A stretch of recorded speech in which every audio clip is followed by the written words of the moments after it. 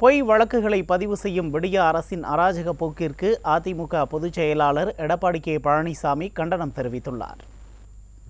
விடிய திமுக அரசின் ஊழல்களை தொடர்ந்து மக்களிடத்தில் அம்பலப்படுத்தும் சவுக்கு மீடியா ஊடகத்தை முடக்கும் முனைப்பில் அந்நிறுவன ஊழியர்கள் மற்றும் வாசகர்களை குறிவைத்து காவல்துறையை ஏவி பொய் வழக்குகளில் கைது செய்யும் விடிய அரசின் அராஜக போக்கிற்கு கண்டனம் தெரிவித்துள்ளார்.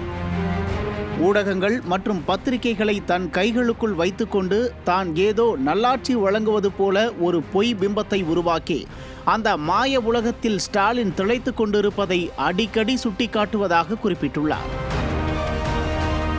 அதனையும் மீறி சில ஊடகங்கள் விடிய ஆட்சியின் அவலங்களை மக்களிடத்தில் அம்பலப்படுத்தினால் தன் கட்டுப்பாட்டில் இருக்கும் காவல்துறையை ஏவி பொய் வழக்குகளால் முடக்க முயற்சிப்பது திமுகவிற்கே உரித்தான அராஜக பாசிச குணம் என்றும், சவுக்கு மீடியாவின் ஊழியர்கள் மற்றும் வாசகர்கள் மீதான அரசியல் காழ்ப்புணர்ச்சி ஏவல்களை உடனடியாக கைவிட்டு மக்களாட்சியின் 4ஆம் தூணான ஊடகங்கள் மற்றும் பத்திரிகைகளின் சுதந்திரமான செயல்பாட்டை உறுதி செய்யுமாறு விடிய அரசின் முதல்வருக்கு அதிமுக பொதுச் செயலாளரும் எதிர்க்கட்சித் தலைவருமான எடப்பாடி கே பழனிசாமி வலியுறுத்தியுள்ளார்.